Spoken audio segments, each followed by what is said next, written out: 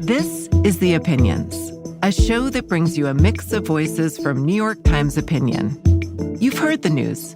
Here's what to make of it. I'm David Leonhardt, an editorial director in New York Times Opinion. Today, the House of Representatives is voting on a bill to force the Justice Department to release the Jeffrey Epstein files. And in a major reversal, President Trump is now calling for the House to pass the bill. This issue has been a divisive one for Republicans. And today, I'm talking with the man who helped make it so, Congressman Ro Khanna, a California Democrat. Khanna is the co-sponsor of the House bill to release the files. He believes the bill is about getting justice for Epstein's victims, and he also thinks it's about something larger, about the best way to take on Donald Trump and MAGA and to win. Congressman Khanna, nice to see you. Thanks for joining me. Thank you for having me. So Donald Trump reversed course on social media, where he makes many of his big announcements on Sunday night. Where were you when you found out that he was reversing himself? As I was about to get to bed, my phone starts to blow up, and someone says, Donald Trump endorsed your bill. And I said, what do you mean? Because Massey and I were working all weekend, texting Republicans we knew, trying to get a veto-proof vote in the House. And Massey is Thomas Massey, the Kentucky Republican with whom you've been working very closely. He has been an instrumental partner. So the underlying bill is my bill, but Thomas Massey has the discharge petition that would get the bill to a vote in the House. But Donald Trump saw that he was going to lose. I mean, this is the first time it has happened that probably almost 100 Republicans would have voted for a Democratic bill for the Khanna-Epstein Transparency Act. And he was having Rasmussen, the Republican pollster, a People's Pundit, a Republican pollster, say, what are you doing, Donald Trump? You've forgotten the forgotten Americans you campaigned against. So I think he bowed to a reality and now is endorsing our bill. And so just to walk people who haven't been following this as closely as you have through what happened, you spent months scraping to get just enough Republicans to get their signatures on this petition that then forced the House leadership to hold a bill. The House leadership didn't want to hold a bill. How many Republicans did you ultimately get to sign that petition? We got 4. All Democrats and 4 Republicans. All Democrats, 4 Republicans. I've been in Congress 9 years. It was the most Herculean effort to get that discharge petition through for a few reasons. You had a full court press here by the White House and the Speaker to make this not possible. You had the Speaker adjourn Congress early in the summer, if you remember, trying to get the whole issue to go away. At the same time, you had the White House launch the most intense pressure campaign on Marjorie Taylor Greene, Nancy Mace, and Lauren Boebert to get them to remove their names from this petition. And they are the 3, along with Massey. Those are the only 4 Republicans. They're the only 4. So with Massey, they came out right away. We're going to primary you. The president's team is going to run the campaign against you. Why? Yes, they didn't like what Massey was doing, but they were also sending a signal to every other Republican in the caucus, don't defy Donald Trump. And Donald Trump unendorses Marjorie Taylor Greene. I mean, can you imagine this? Someone said to me, he's treating Ghislaine Maxwell better than he's treating Marjorie Taylor Greene these days. Once Trump starts to unendorse Marjorie Taylor Greene, we think, okay, people are going to have understandably cold feet. I mean, do you really want Donald Trump endorsing a primary challenger against you over this vote? And yet Massey thought, and from the people I was talking to, that we thought that some Republicans would still defy him. And obviously that's what Donald Trump calculated. And ultimately it was a surrender to justice. But it shows that you can get Donald Trump to come to your side as opposed to having to cave to his side. We'll come back to that. One more thing. Once we get this vote, now that Trump has endorsed it, what's your prediction? What do you think the vote's going to be? Nothing is done until it's done, but I'd be surprised if it's not close to unanimous. Close to unanimous. I mean, at this point, what does a a Republican gain by voting against the release of the files. You've basically, Trump has told you, don't do it. I mean, Trump saw that his MAGA coalition was splintering, and the last thing he could have had is 100 Republicans vote for a Democratic bill in defiance of what he wanted. Obviously, he has enough political instincts to realize how much he was losing on this issue. Okay, let's go back. You and I have known each other for years. We don't normally talk about things like the Jeffrey Epstein files, which is this sweeping conspiracy. You and I normally talk about wonky subjects economics. like economic I taught policy. economics before I was in Congress, and if I hadn't won on my third try for Congress, I'd be teaching economics somewhere at some school. And for people who don't know you, you represent Silicon Valley, but you are a populist in many ways. You endorsed Bernie Sanders in 2016. Co-chaired his campaign. Co-chaired his campaign in 2020, correct? In 2020. I'm sorry. Yes, I endorsed him in 2016 and co-chaired it in 2020. And so I'm curious, how is it that you got interested in the Epstein files of all subjects and decided to push this issue? The truth of it is that I have been going on podcasts to argue for my economic patriotism agenda, an agenda that says we've got to focus on factory towns that have been hollowed out in rural communities. And I was going and visiting these communities. And so I was on Theo Von, and I was on The Flagrant, and I was going to places like Johnstown, Pennsylvania, and going to places like Warren, Ohio. And when I was there, the issue would come up about the Epstein class. That's what they called it. They said, well, are you on the side of the forgotten Americans or on the side of the Epstein class? I realized how much the abuse by rich and powerful men of young girls and this sense of a rape island that Epstein had set up for people embodied the corruption of government. And then many of them saw Donald Trump as fighting this corrupt government and standing up for forgotten Americans. And this was the symbol for the most disgusting abuse and corruption of our government. And so when the issue came up that Pam Bondi said that there was nothing to release, I knew that this was a betrayal of the core promise that Trump had made to MAGA voters. And I said we should push for the release. And I put out some tweet initially, and then we introduced a bill. And then Massey and I have worked together for years. We have a real friendship. And he called me and he said, well, why don't we try to collaborate on this instead of just doing something partisan? And I think we can reshape the coalition. In the process, I then met the survivors. And then when you meet the survivors, then it became personal. I mean, these are women who are talking about being raped at the age of 14 and being told to recruit other junior high and high school students. And I think I had the same experience that Marjorie Taylor Greene or Nancy Mace or Thomas Massey had once you meet these survivors. I mean, it's just one of the most horrific crimes in our country's history. And is part of it that the survivors have talked to you about being abused by men other than Jeffrey Epstein, and that's why you want the files to get out? Yes. I mean, the survivors have said things like there's still buildings named after the men who abused me. And there's two things about the abuse. One is the explicit abuse and rape of girls who are 14 or 15. But then there's also sex trafficking, where Epstein trafficked girls who were over the age of consent, but to rich and powerful men who visited the island or were in his network. And he, as some of these survivors have said, he farmed us out. And once these files are released, people can judge for themselves the abusive conditions of those young girls. But one of the survivors, which really struck me, said, Ro, I don't remember what happened to me, and I want to see the files to understand the trauma I went through. And for these survivors, some of them voted for Trump. It's not personal. In fact, we're having a press conference, and one of the asks of the survivors will be to meet with Donald Trump to have these files released. But anyone who meets them realizes that, look, there were over 1,000 victims.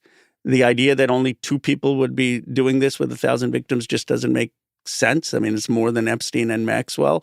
It's a symbol for the recklessness of an elite that could do things without impunity. It's heartbreaking, and it's haunting, and it's infuriating, which is part of why I imagine it resonated with so many people. I also get the sense, because the podcasts like Theo Von's and Megyn Kelly's and Ben Shapiro's, 2 others you were on, are also at the core of a sort of debate within the Democratic Party about how much should the Democratic Party reach out. I imagine, setting aside this particular issue, you heard some criticism or at least discomfort from your fellow Democrats saying, you're going on these shows, they sometimes say bad things, you're legitimizing them, you're platforming them. Did you get any pushback to going on these podcasts? I got a tremendous amount of pushback before 2024 and probably some pushback after, because I've gone on Ben Shapiro, I've gone on Tim Pool, I've gone on PBD, I've gone on Tucker's Fox News, I've gone on Laura Ingraham. And so in some cases, people said, well, why are you platforming them? And I'd say they don't need me to have a platform. They have a platform. I'm engaged in listening and exchange of ideas. The other thing that, and it's just temperamental, people would be disappointed often when they would listen to some of these podcasts because they'd expect me to go there to score a point. You know, I owned David Lenhart in this conversation. I showed him who had the better argument, as opposed to just going and having a conversation and trying to listen and exchanging ideas. I wasn't there in this quote unquote persuasion. It's sort of, this is the problem, I think, that with some of the thinking on our side is, okay, let's go do the podcast 3 months before the election to get our message out. How about let's go do the podcast to have a conversation with people who may not have the same view as ours, to learn, to listen, and to shape our thinking. And that seems to be what happened here, which is you went on these podcasts. You often were talking either about economic populism or you were talking about your desire to restrict a president's war powers. And then you heard about the Epstein issue, and it helped give you a sense for how much that was resonating. It gave me a sense of how deep it went. I didn't really follow in details how there was a whole island of people with 1,000+ victims abused. So that the scale of it resonated. And it occurred to me how many people view this as the central example of the corruption of their own government. And many of them had said, look, they thought that there were more Democrats than Republicans involved. I mean, I think that's probably because of Trump's messaging, and I don't believe that to be the case. I think it's widespread, but this was the sentiment. And so the emotional power of it is something that I grasped only because I was in these communities, I was on these podcasts, and I was talking to people in the MAGA base. And it might be the case that there were more Democrats involved. I mean, Epstein operated mostly out of New York, and there are many more Democrats in elite New York circles than there are in many other parts of the country. It very well may be. And that's what a lot of the people believed on these podcasts and in these communities. And, you know, in some cases, they said, well, why didn't you make a bigger issue of it, right? I mean, they thought that Trump really has brought this to the forefront, that Democrats have not been willing to speak out on it because we've kind of been part of this corrupt system. And many would say things like Trump is an imperfect man, but God doesn't send perfect people into an imperfect world. And he's going to be fighting this corrupt system. Even though he's not perfect, he's going to tear it down. And I would often say to people after I go into these communities, you know, when I was in Aliquippa or Johnstown, I said, if I was in one of those communities, I'd vote everyone out too. Why wouldn't you? Those towns have been abandoned for 40 years. And it's not just the working class. And I think this is one of the places the Democrats make a mistake. It's not just the person who's making $13 an hour who should be making $15 or $17 or $20 an hour. It's people who are doctors or who are lawyers or who are small business owners who think their entire communities have been hollowed out. The pride is gone. Their jobs were shipped overseas. They see districts like mine that are succeeding. They think they built America and a governing class has abandoned them. And Trump evoked that sentiment and he said, I'm going to tear down this corrupt system. I would often say, well, we need to build things up. But they said, but your party is not even understanding what needs to be torn down. And the Epstein class often became exhibit one in what they thought that the status quo had protected, didn't care enough about. And so I think it's deeper than just the economics. It was this sense that these people felt they were losing their country. It's really striking how loyal and united the Republican Party has been with President Trump.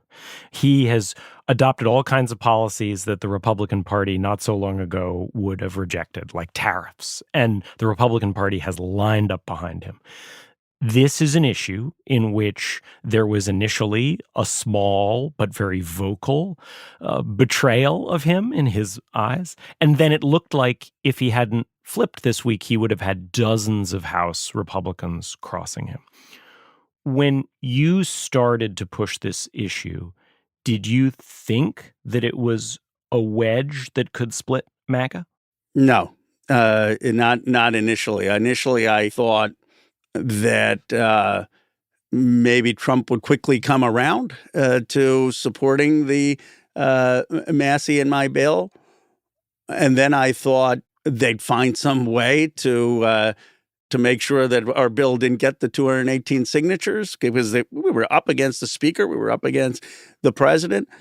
And I did not know, in honesty, where the MAGA base would go. Because one of the things, having just been to so many small towns, rural communities, factory towns for the past 9 years, that I think we don't understand is the emotional connection that Trump built with these communities, because he was one of the first people to say, you got shafted, you got screwed, and I'm going to bring back your pride. And so they give him a lot of latitude because they think he was the first to emotionally speak to their ambition and their pain and their hopes.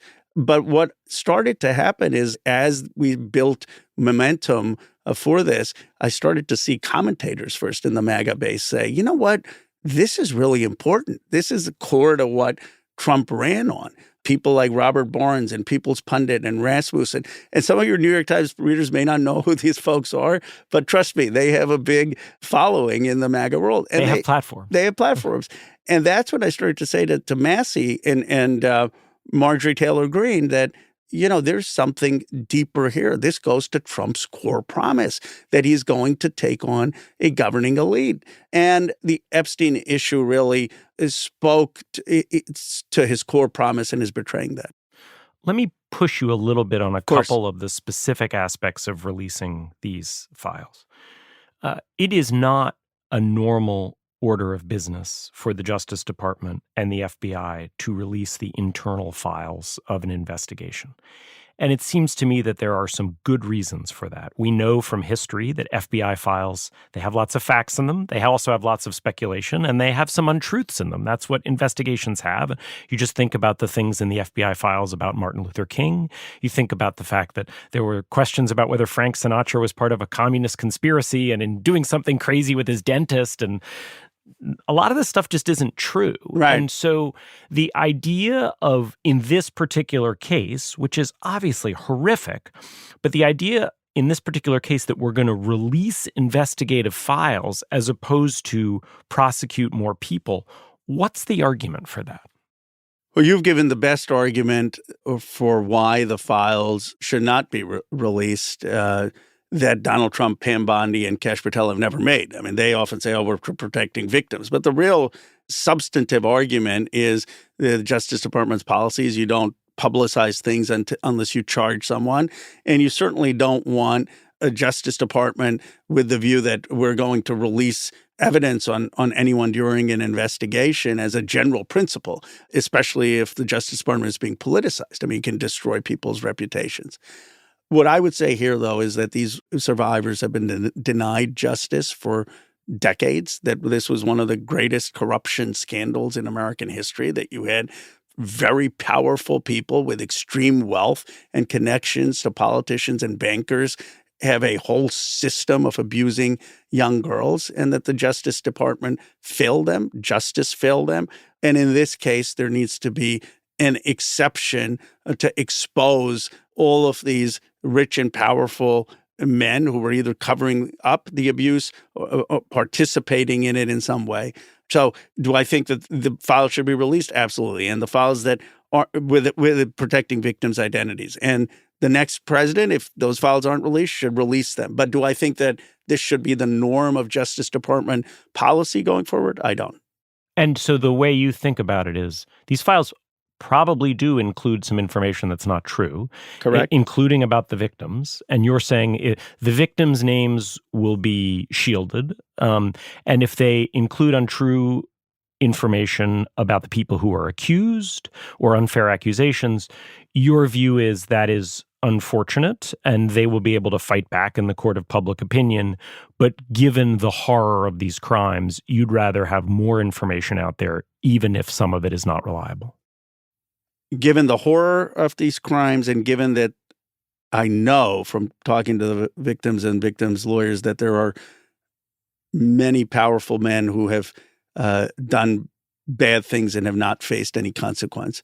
Given that unique scenario, yes, on balance, it's important to get this all out there.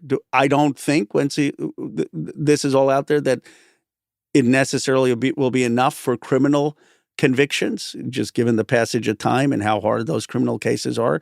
But if people are not going to have their buildings named after them or scholarships named after them or be sitting on boards or sitting on prestigious institutions or submitting op-eds to the New York Times, I don't think that's the worst consequence. And people will have the right to defend themselves, obviously, in public opinion. I think the American people will be fair. But you're right that there is a big risk. There is a risk in these things of information getting out that's not all true. Let me ask you one more concern about releasing the files. Yeah.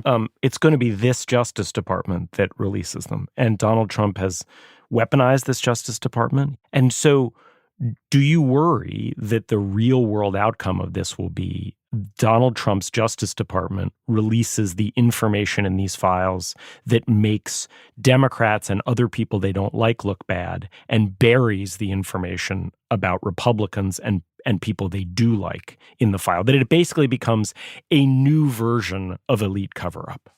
It's a concern that we have to take seriously, but there are several ways to address it. One, I along with Jim Comer, subpoenaed the Epstein estate. Why is this relevant? There's independent source that's also having the documents, and it would be dangerous for Trump to tamper with the documents. Second, the survivors' lawyers have seen a lot of the files. So there are other people who know what's in there. Third, there are people in the Justice Department, including in the Biden administration, who've seen the files. So again, another check on just selective leaks. But my final point is, while I want the investigation obviously to be objective and not political and the documents to be honest, if they take out Democrats or Democratic donors, so be it. I do not have any sympathy for people who participated in it. But we do need to make sure that it's not politicized, because that's ultimately not going to be good for the survivors. I guess the one point on this issue that I hope readers come away with is that the group that has been most shafted over decades are the survivors. Mm-hmm. And they should be front and center with how these investigations are happening, what's happening to the files, and what's being released. So after the House presumably passes this bill by a very wide margin on Tuesday, it'll head to the Senate. Do you think it'll pass the Senate? It will pass the Senate if it's taken up by the Senate. One of the reasons we're having this press conference is to put pressure on to make sure that Trump supporting the House bill doesn't kill it of momentum. The Senate needs to take it up. The Senate needs to then pass it, and the president would then sign it into law. And does the Senate have mechanisms like the discharge petition in the House in which the Senate can force that it be taken up, even if John Thune, the Republican Senate leader, doesn't want to take it up? Senators have more power than House members, so they can, people like someone like Rand Paul or others can say, look, if you're not taking this up, we'll slow down the business of the Senate. And I do think that for the Senate, there's a bigger mechanisms to get it to be taken up. You don't need a discharge petition. Let's end by broadening this out a little bit and also focusing on Trump and the MAGA movement. You, I know, think that Donald Trump won in part because he spoke to a legitimate anger, but that he is not actually doing much, if anything, to solve the problems of Americans who are legitimately angry. And my guess is you will feel similarly about the Republicans who run for Congress in 2026 and whoever is the Republican nominee in 2028, whether it's J.D. Vance or Marco Rubio or you name it. Or Marjorie Taylor Greene. Or Marjorie Taylor Greene. Maybe I won't feel, let's see. And so I guess I'm curious. You've just had success splitting MAGA in ways that relatively few Democrats have done over the 10 years that Donald Trump has been dominating American politics. Are there any broader lessons here, or is this issue sui generis? Are there ways in which this might apply to economic policy, to foreign policy, to social issues, to the cost of living? Yes, I believe so. Let me be a little bit provocative. The Democrats need to spend more time attacking a system that has betrayed forgotten Americans than simply attacking Donald Trump. Now, that doesn't mean that we shouldn't resist his lawlessness and stand up against his assault on the Constitution. But since the day Donald Trump won, what voters have heard from us is all the ways that he's terrible and that we're going to stop him. And what they haven't heard from us is, well, why did you vote for him? What didn't you like about the system? What is it that we've been doing wrong as a country? And by asking people who voted for Donald Trump what they want to see changed and earning their trust that we are going to represent that change, by doing that, we have a much better chance of defeating Trumpism than just a frontal assault on calling Trump every name in the book. We can do that. We can build that kind of a coalition, a majority coalition, by seeing their views on corruption. They believe that we become a nation of war. They're anti-war.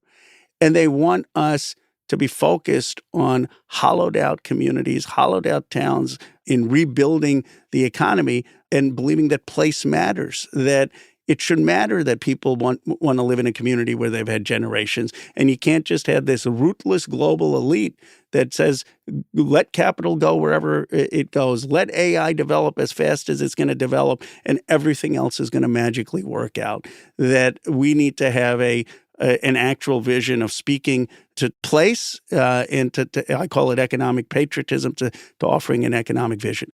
That's really interesting because I do see a through line from the Epstein case to some of these other issues: corruption, tax cuts for rich people, Trump's sort of new warmongering, which is a hypocrisy, right? Yeah. Trump and much of MAGA has shown a hypocrisy.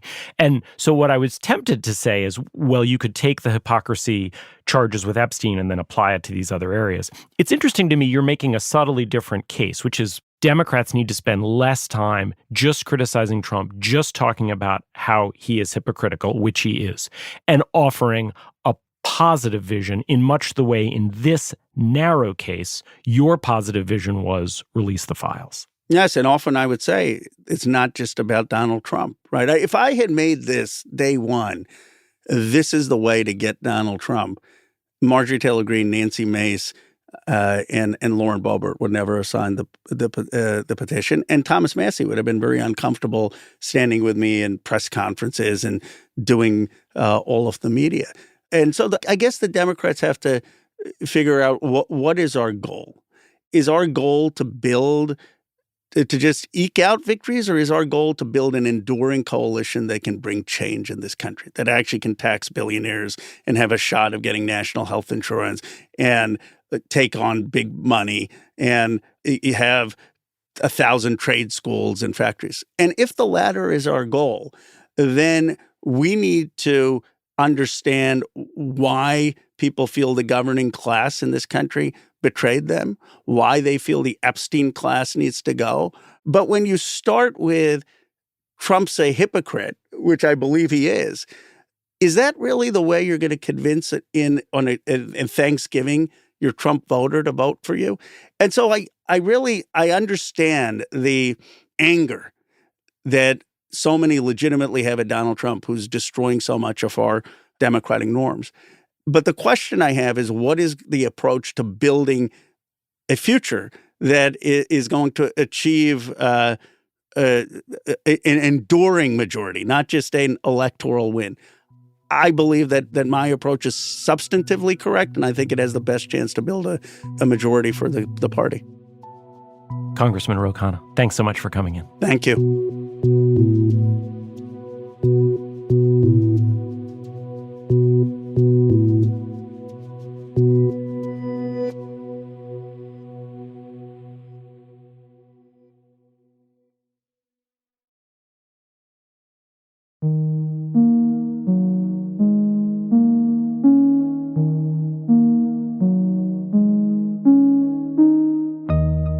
If you like this show, follow it on Spotify, Apple, or wherever you get your podcasts. The Opinions is produced by Derek Arthur, Vishaka Darba, Christina Samuelewski, and Jillian Weinberger. It's edited by Kari Pitkin and Allison Bruzik. Engineering, mixing, and original music by Isaac Jones, Sonia Herrero, Pat McCusker, Carol Saburo, and Afim Shapiro. Additional music by Amin Sahota. The fact-check team is Kate Sinclair, Mary Marge Locker, and Michelle Harris. Audience strategy by Shannon Busta and Christina Samuelewski. The director of Times Opinion Audio is Annie Rose Strasser.